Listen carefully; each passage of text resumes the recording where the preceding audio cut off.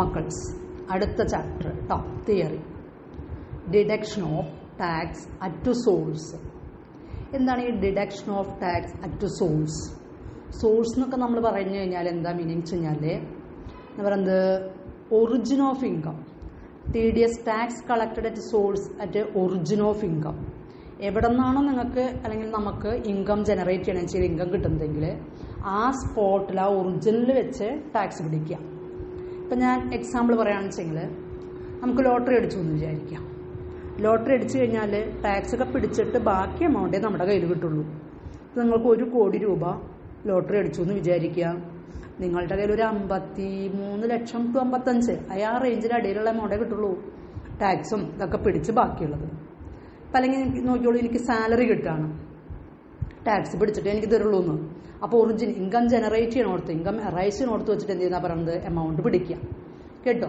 TDS അല്ലെങ്കിൽ tax collected at source. ഇനി എന്താണ് അതിൻ്റെ മീനിങ് നോക്കാം കേട്ടോ. Sections 190 190, 192 206 206 AA tax deducted at source TDS എന്നാ പറയാം. It a means of collecting income tax in India, അതായത് ഇൻകം ഇന്ത്യയിൽ വെച്ചിട്ട് കളക്ട് ചെയ്യാം. ഇനി other means of collection of tax or collection of tax at source, TCS എന്നും പറയാം, tax collected at source. Advance payment of tax എന്ന് പറയാം, payment of tax on self assessment അല്ലെങ്കിൽ ആൻഡ് നോട്ടീസ് ഓഫ് ഡിമാൻഡ് കേട്ടോ. ഈ സമയത്തൊക്കെ tax പിടിക്കണത്. TDS as the very name implies aims at collection of revenue at the very source of income. Very source of income means origin of income. Income origin ചെയ്യണോടത്ത് വെച്ച് തന്നെ പിടിക്കാം. Essentially in indirect method of collecting tax which combines the concept of pay as you earn. എന്താ അർത്ഥം? pay as you earn, നിങ്ങൾ earn ചെയ്ത വഴിക്ക് തന്നെ അടയ്ക്കാം, പേ ചെയ്യാം. അല്ലെങ്കിൽ collect as it is being earned, ഏണിങ് നടത്തുന്ന സമയത്ത് തന്നെ പിടിച്ചു വയ്ക്കാം. ഞാൻ 2 എക്സാമ്പിളും പറഞ്ഞത് ശരി നോക്കിയോളൂ. എന്താ പറയുക, ലോട്ടറി അടിച്ചാലും അല്ലെങ്കിൽ ഇപ്പം ഞങ്ങൾക്കൊക്കെ സാലറി കിട്ടുമ്പോൾ ടാക്സ് പിടിച്ചിട്ട് ബാക്കി കേട്ടോ. Collect as it is being earned, earn ചെയ്തു പക്ഷെ കളക്ട് ചെയ്തതിന് ശേഷം ബാക്കി നമ്മുടെ കയ്യിൽ തരുള്ളൂ എന്ന്.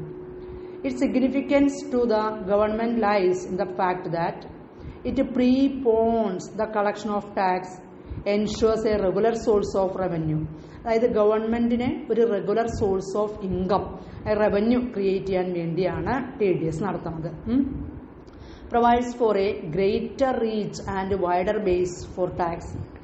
TDS collection amount TDS collection accounts for almost 39% of total direct tax collection. Direct ടാക്സിൻ്റെ ഏകദേശം 39% ഒക്കെ TDSൽ വരുന്നുണ്ട്, tax deducted at source. At the same time to the tax payer it distributes the incidence of tax and provides for a simple and convenient mode of payment. Tax പേയറെ സംബന്ധിച്ചിടത്തോളം convenient ആയിട്ടുള്ളൊരു mode of payment ആണ്. നമ്മൾ സാലറിയിൽ നിന്നൊക്കെ മാസം കുറേശ്ശെ amount പിടിച്ചു വയ്ക്കുകയാണ്, അത് കഴിഞ്ഞിട്ട് നമുക്ക് തരുന്നു. അപ്പോൾ നമുക്ക് വലിയൊരു എമൗണ്ട് ഒറ്റയടിക്ക് അടയ്ക്കാതെ കഴിക്കാം, കുറേശ്ശെയായിട്ട് കേട്ടോ, കുറേശ്ശെയായിട്ട് അടയ്ക്കാം.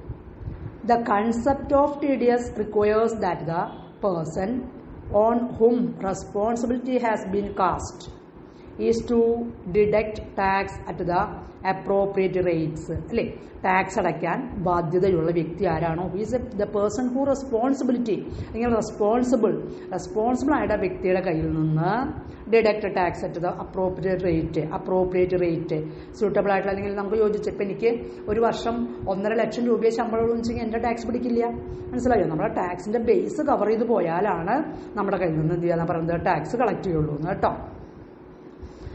Appropriate rate from payment of specific nature which are being made to a specified recipient. The deducted sum is required to be deposited. അതൊക്കെ ശ്രദ്ധിക്കണം കേട്ടോ. എന്താ പറയുന്നത്? ഡിഡക്റ്റഡ് സം, നമ്മുടെ കയ്യിൽ നിന്ന് ഡിഡക്റ്റ് ചെയ്യുന്ന amount required to be deposited in the credit of the central government, അത് സെൻട്രൽ ഗവൺമെൻറ്റിലേക്ക് ക്രെഡിറ്റ് ചെയ്യും. The recipient from whose income tax has been deducted at source gets credit of the account deducted in his personal assessment on the basis of the certificate issued by the deductor. ഒക്കെ ആരാണോ deduct ചെയ്യണമെന്ന് വെച്ചെങ്കിൽ ആ വ്യക്തി നമ്മളോട് ഇപ്പോൾ എന്താ പറയുന്നത് എൻ്റെ എംപ്ലോയറാണ് ടാക്സ് കളക്ട് ചെയ്യണമെന്ന് വെച്ചെങ്കിൽ ടാക്സ് TDS എടുക്കണമെന്ന് വെച്ചെങ്കിൽ നമ്മളോട് പറയും, വ്യക്തമായിട്ട് പറയും TDS ഒക്കെ പിടിച്ചതിന് ശേഷമുള്ള ഇൻകം ആണെന്ന് അല്ലെങ്കിൽ സാലറി ആണെന്ന് കേട്ടോ. Personal assessment on the base of, പിന്നെ നമുക്കറിയാലോ ഇപ്പം നമുക്ക് ടാക്സ് പഠിച്ച ഒരുവിധം വ്യക്തികൾക്ക് ടാക്സ് പഠിച്ചിട്ടില്ലെങ്കിലും ടാക്സ് അടയ്ക്കുന്ന വ്യക്തികൾക്ക് ഓരോ കൊല്ലും പേയ്മെന്റ് നടത്തുമ്പോൾ അറിയാലോ ഇത്ര രൂപ സാലറിയിൽ നിന്ന് ടാക്സ് ആയിട്ട് കട്ട് ചെയ്യുമെന്ന്, ടാക്സിലേക്ക് കട്ട് ചെയ്യുമെന്ന്. പിന്നെ TDS is managed by the CBDT, central board of direct tax ആണ് TDS മാനേജ് ചെയ്യണത്. Assess is required to file quarterly return to CBDTയുടെ മുന്നിലേക്ക് ക്വാർട്ടർലി റിട്ടേൺ ഫയൽ ചെയ്യാൻ പറയും. Return states the TDS deducted and paid to government during the quarter to which it relates. Quarter ആയിട്ടാണ് അത് ഗവൺമെന്റിലേക്ക് പിടിക്കുക. Deduction of tax at source and advance payment. Tax paid during the previous year are known as prepaid tax. നമ്മൾ കഴിഞ്ഞ വർഷം തന്നെ tax പേ ചെയ്യുകയാണെങ്കിൽ അതിനെ പ്രീപെയ്ഡ് ടാക്സസ് എന്ന് പറയും. Tax on certain payments incomes is payable in the previous year itself as shown below. എന്നാണ് പറയുന്നത് TDS deducted by the payer. ആരാണോ നമ്മൾക്ക് എമൗണ്ട് തരണേന്ന് വെച്ചെങ്കിൽ, അതായത് സാലറി അല്ലെങ്കിൽ ഇൻകം തരണേന്ന് വെച്ചെങ്കിൽ ആ വ്യക്തിയാണ് അത് പിടിക്കുക. TCS collected at source by the seller from the buyer. Tax collected at source എന്ന് പറയുന്നത് സെല്ലർ ബയറുടെ കയ്യിൽ നിന്നാണ് എമൗണ്ട് പിടിക്കുക. ഒരേ person from his license, lessee etcetera അങ്ങനെയുള്ള വ്യക്തികളുടെ കയ്യിൽ നിന്ന് കേട്ടോ. പിന്നെ അഡ്വാൻസ് ടാക്സ്. Direct payment. ദ direct payment assess is liable to pay the advance tax when the TCS provisions are not applicable in respect of certain incomes payment. ഇനി എന്താണ് salary നോക്കിക്കോളൂ. എന്താ സാലറി? റെസിപ്പിയന്റ് ഓഫ് സാലറി വാങ്ങിക്കുന്ന വ്യക്തി receives the net amount. TDS ഒക്കെ കഴിഞ്ഞിട്ടുള്ള amount ആണ് accept ചെയ്യുക. Recipient will add the gross amount to his income and this amount deducted at source. Tax return file ചെയ്യുന്ന സമയത്ത് നമ്മുടെ എമൗണ്ട് ഗ്രോസ് അപ്പ് ചെയ്യും, എന്നിട്ട് അതിൽ നിന്ന് TDS ലെസ് ചെയ്യും. നിങ്ങൾക്ക് M.Com കുട്ടികളാണെങ്കിൽ അവർക്ക് അറിയാം എന്താണ് നമ്മൾ ടോട്ടൽ ഇൻകത്തിൽ വിന്നിങ്സ് ഫ്രം ലോട്ടറി ഒക്കെ ചെയ്യുമ്പോൾ ഗ്രോസ് അപ്പ് ചെയ്തിട്ടാണ്. നെറ്റ് എമൗണ്ട് ആണെങ്കിൽ ഞാൻ പറയാറുണ്ട് 100/70 കാണും കുട്ടികളെ നിന്ന്, അതായത് 30% ടാക്സ് അടച്ചിട്ട് ബാക്കിയാണ് നമുക്ക് കിട്ടണേ. അപ്പോൾ നമ്മളുടെ കയ്യിൽ കിട്ടിയ നെറ്റ് എമൗണ്ടിൻ്റെ 100/70 ചെയ്ത് കഴിഞ്ഞാൽ ഗ്രോസ് അപ്പ് ചെയ്യാം. അത് കഴിഞ്ഞതിന് ശേഷം നമ്മൾ ടാക്സ് ലയബിലിറ്റി കാൽക്കുലേറ്റ് ചെയ്യുമ്പോൾ TDS എന്ത് ചെയ്യുന്ന പറയുന്നത് ലെസ് ചെയ്യാണ് ചെയ്യേണ്ടത് കേട്ടോ. ആ ഗ്രോസ് അപ്പ് ചെയ്ത എമൗണ്ടിൽ നിന്ന് TDS ടാക്സ് ഡിഡക്റ്റഡ് സോഴ്സ് മാറ്റും. Adjusted against this final tax liability calculate ചെയ്യുമ്പോൾ അത് ലെസ് ചെയ്യും. TDS is deducted at the time of payment in cash, cheque or credit to the employee's account whichever happens earlier. നമ്മൾ ചെക്കായിട്ടോ ഡ്രാഫ്റ്റായിട്ടൊക്കെയാണ് salary പേ ചെയ്യണമെങ്കിൽ അത് കൊടുക്കുന്ന സമയത്ത് ആ ടാക്സിലേക്ക് പിടിച്ചിട്ട് ബാക്കിയുള്ള എമൗണ്ടാണ് ചെക്കിൽ അല്ലെങ്കിൽ ഡ്രാഫ്റ്റിലൊക്കെ കാണിക്കുക. TDS is deducted on salaries, interest payment by banks. ഇപ്പോൾ നമ്മൾ ബാങ്കിൽ ഡെപ്പോസിറ്റ് ഉണ്ടെങ്കിൽ, ടൈം ഡെപ്പോസിറ്റ്സ് ഒക്കെ ഉണ്ടെങ്കിൽ TDS അവർ പിടിക്കും, ബാങ്ക് പിടിക്കും നേരിട്ട് കേട്ടോ. അതുപോലെ payment of commission while paying rent, payments to consultants and payments to lawyers, etc. However, individuals are not required to deduct tax at source while paying rent or while paying fees to doctors, lawyers, etc. അപ്പോൾ നമ്മൾ വ്യക്തികൾ വാടക കൊടുക്കുക, ഡോക്ടർക്ക് fees കൊടുക്കുക, ലോയർക്ക് fees കൊടുക്കുക. അപ്പോൾ നമ്മളുടെ കൊടുക്കുന്ന എമൗണ്ടിൽ നിന്ന് TDS പിടിക്കില്ല കേട്ടോ. The employer deduct tax at the income tax rates applicable on the basis of slab. Employer, ഇപ്പോൾ എൻ്റെ എംപ്ലോയർ എന്ന് പറഞ്ഞു കഴിഞ്ഞാൽ സാറ്, അവരാണ് എന്ത് ചെയ്യണത് സ്ലാബ് അനുസരിച്ച് നോക്കിയിട്ട് സ്ലാബ് ആപ്ലിക്കബിൾ. ആയത് 2,50,000 വരുന്നും ടാക്സ് അടയ്ക്കേണ്ടല്ലോ. അപ്പോൾ 2,50,000 കൂടുന്നു എന്ന് കാണുമ്പോൾ മാത്രമേ TDS പിടിക്കേണ്ടുള്ളൂ കേട്ടോ. അപ്പോൾ ആ സ്ലാബ് നോക്കിയിട്ടാണ് എന്ത് ചെയ്യാന്ന് പറയുന്നത് ടാക്സ് ഡിഡക്റ്റ് ചെയ്യാം. Banks deducted TDS at the rate of 10%. Bank ഡെപ്പോസിറ്റിന്റെ ഇൻട്രസ്റ്റുമേ എന്ത് ചെയ്യുന്ന പറയുന്നത് 10%. Or they may deduct at the rate of 20% if they do not have the PAN of the customer. കസ്റ്റമർക്ക് പാൻ കാർഡ് ഒന്നുമില്ല എങ്കിൽ 20% TDS ആയിട്ട് പിടിക്കും. Okay.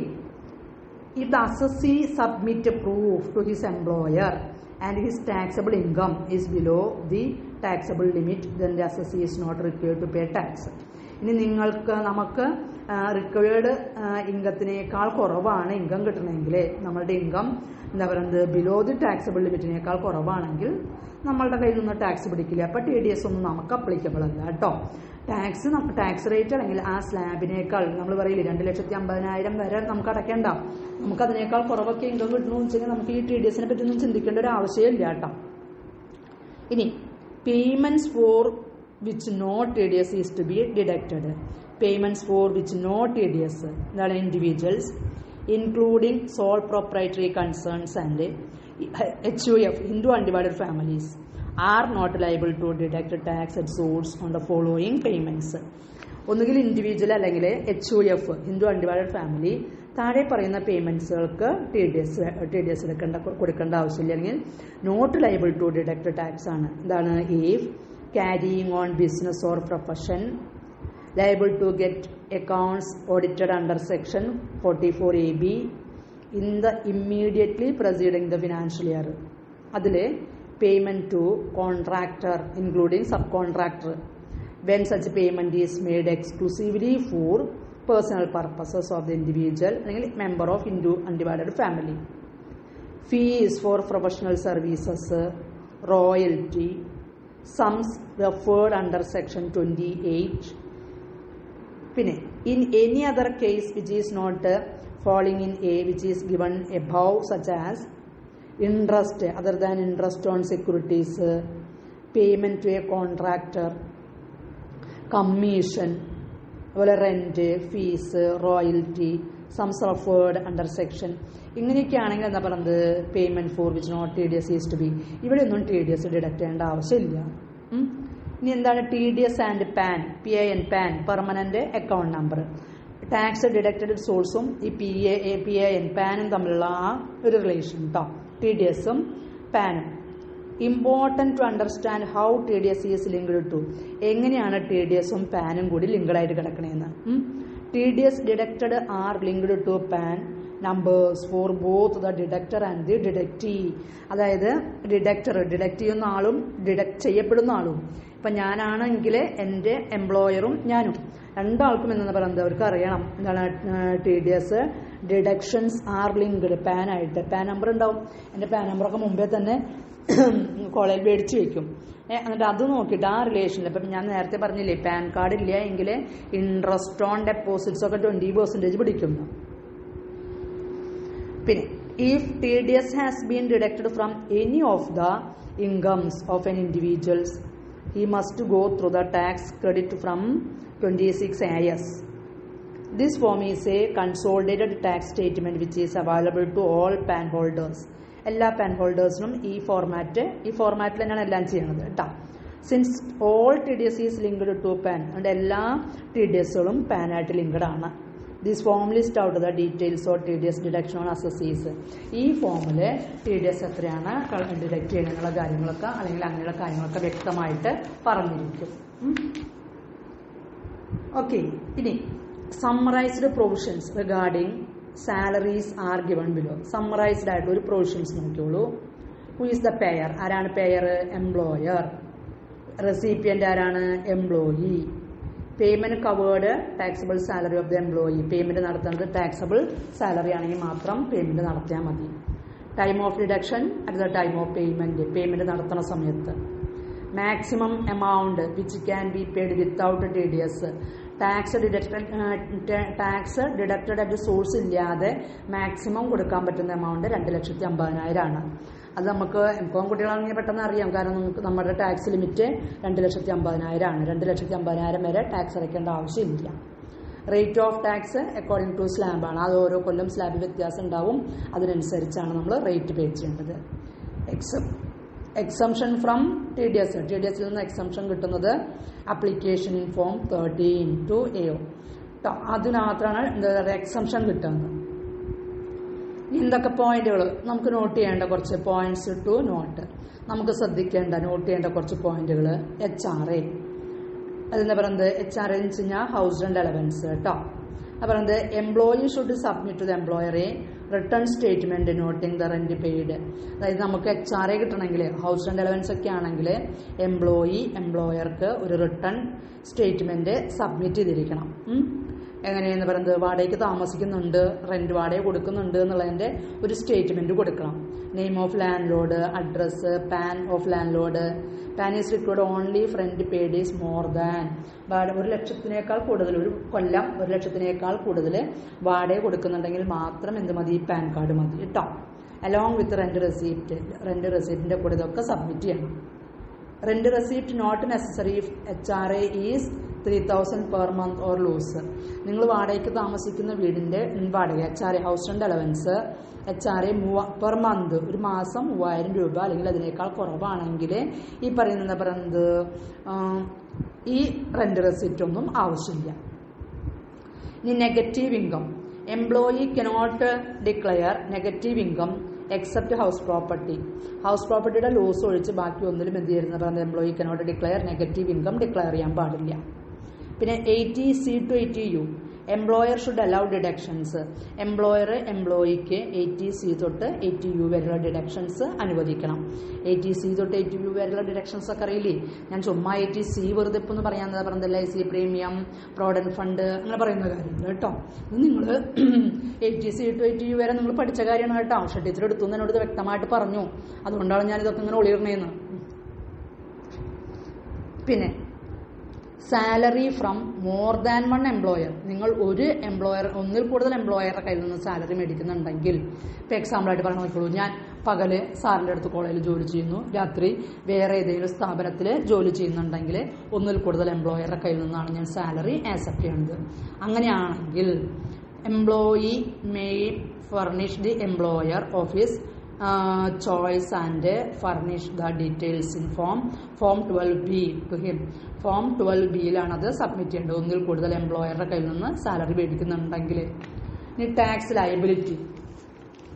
At the rates for the financial year if the employer does not have PAN, tax is deductible at the normal rates or at the rate of 20%. ഇനി pan card ഇല്ല എങ്കിൽ എന്താ പറയുന്നത്, ഒന്നുകിൽ നോർമൽ റേറ്റ് പിടിക്കുക അല്ലെങ്കിൽ ഒരു 20%, അതിൽ വിച്ച് എവർ ഈസ് ഹയർ, ആ റേറ്റ് വെച്ചാണ് പിടിക്കേണ്ടത്. റിലീഫ് അണ്ടർ സെക്ഷൻ 89 ഈസ്, അപ്പോൾ 89 റിലീഫ് കിട്ടുന്നത് കേട്ടോ. ഇനി exemptions limit. Tax is not deductible if the estimated income of the employee does not exceed the exemption limit. 2.5 ലക്ഷത്തിനേക്കാൾ കൂടുന്നില്ല എങ്കിൽ എന്താ പറയുന്നത് ടാക്സ് ഒന്നും അടയ്ക്കേണ്ടത് നമ്മൾ നേരത്തെ പറഞ്ഞു. ഇനി monthly total tax is to be deducted is divided by the number of months. Total tax നമുക്ക് എന്ത് ചെയ്യാന്ന് പറയുന്നത് deducted is divided by the എത്ര മാസം ആണ് നമുക്ക് കിട്ടണമെന്ന് വെച്ചെങ്കിൽ അതുകൊണ്ട് ഡിവൈഡ് ചെയ്തിട്ട് ആ എമൗണ്ട് ആണ് പിടിക്കുക. Amount so arrived at is the monthly deduction. എന്നിട്ട് മന്ത്ലി ഡിഡക്ഷൻ ആണ് നടത്തുന്നത് കേട്ടോ. TDS certificate will be given to the employee in form 16. സാധാരണ ഞാൻ ക്ലാസ് ഒക്കെ എടുക്കുന്ന സമയത്ത് എപ്പോഴും പറയാറുണ്ടല്ലോ, ഫോം 16 ആണ് സാലറിക്ക് ഫില്ല് ചെയ്യേണ്ടത്. Deposit of tax. Deduction made by or on behalf of government കേട്ടോ, without IT challan on the same day. IT ചലാനെങ്കിൽ അന്നത്തെ ദിവസം തന്നെ അടയ്ക്കാം. പിന്നെ കമ്പൈൻഡ് ബൈ എ ചലാനൊക്കെ ആണെങ്കിൽ within 7 days from the end of the month in which the deduction is made. സാലറിയിൽ നിന്ന് എമൗണ്ട് പിടിച്ചിട്ട് TDS പിടിച്ചിട്ട് 7 ദിവസത്തിനുള്ളിൽ എന്ത് ചെയ്യണം, ഗവൺമെന്റിലേക്ക് എമൗണ്ട് ഡെപ്പോസിറ്റ് ചെയ്തിരിക്കണം കേട്ടോ. ഇനി അതർ ഡിഡക്ഷൻസ് ഒക്കെ ആണെങ്കിൽ the amount is paid or credited in the month of March up to 30th April. 30th April മുമ്പായിട്ട് അടയ്ക്കേണ്ടി വരും എമൗണ്ട്. ഇനി അത് മറ്റു കേസുകളൊക്കെ ആണെങ്കിൽ within 7 days from the end of the month in which deduction is made. Deduction നടത്തിയിട്ട് എന്താ പറയുന്നത് ഒരു മാസത്തിനുള്ളിൽ, വിത്തിൻ 7 days 7 ദിവസത്തിനുള്ളിൽ from the end of the month, മാസം അവസാനിക്കുന്നതിൻ്റെ ആ 7 ദിവസത്തിനുള്ളിൽ in which deduction is made കേട്ടോ. Filing of quarterly statement. പിന്നെ എന്ത് ചെയ്യുന്ന പറയുന്നത് ക്വാർട്ടർലി സ്റ്റേറ്റ്മെന്റും ഫയൽ ചെയ്യണം. പിന്നെ deduction of tax from accumulated balance of the recognized provident fund. Recognized provident ഫണ്ടിൽ നിന്ന് എന്താ പറയുന്നത് അക്യൂമുലേറ്റഡ് ബാലൻസ് ഒക്കെ വിഡ്രോ ചെയ്യുന്നുണ്ടെങ്കിൽ വിഡ്രോൺ ബൈ ദി എംപ്ലോയി, അങ്ങനെയാണെങ്കിൽ deduct thereon at the time of payment of the accumulated balance due to the employee at the rate of 10%. However, no deductions under this section shall be made where the aggregate amount of such payment is less than aggregate amount 30,000-നേക്കാൾ കുറവാണെങ്കിൽ ഈ percentage പിടിക്കില്ല കേട്ടോ. ഏത് percentage? 10%. Accumulated balance in RPF നമ്മൾ withdraw ചെയ്യുകയാണെങ്കിൽ കേട്ടോ, RPF കൂടുതൽ amount ഒക്കെ വരുമ്പോൾ വിഡ്രോ ചെയ്യില്ല, അതാണ് പറഞ്ഞത്. ഇനിയൊരു വെറുതെ ഒരു സിമ്പിൾ പ്രോബ്ലം ആണ്, അത് ഞാൻ അടുത്ത ക്ലാസ്സിലായിട്ട് പറയാം കേട്ടോ. അത് പ്രോബ്ലം അങ്ങനെ ഒരെണ്ണം ഒരു സിമ്പിൾ പ്രോബ്ലം ആയിട്ട് തന്നെ കാണുന്നുള്ളൂ, വലിയ കാര്യമായിട്ടൊന്നും അങ്ങനെ ഇല്ല. കുറച്ച് സെക്ഷൻസ് ഒക്കെ ഇവിടെ പറയാനായിട്ടുണ്ട്, കുറച്ച് സെക്ഷൻസ് കേട്ടോ. അതൊക്കെ ഞാൻ അടുത്ത ക്ലാസ്സിലായിട്ട് പറഞ്ഞു തരാം. ഓക്കെ, ശരി.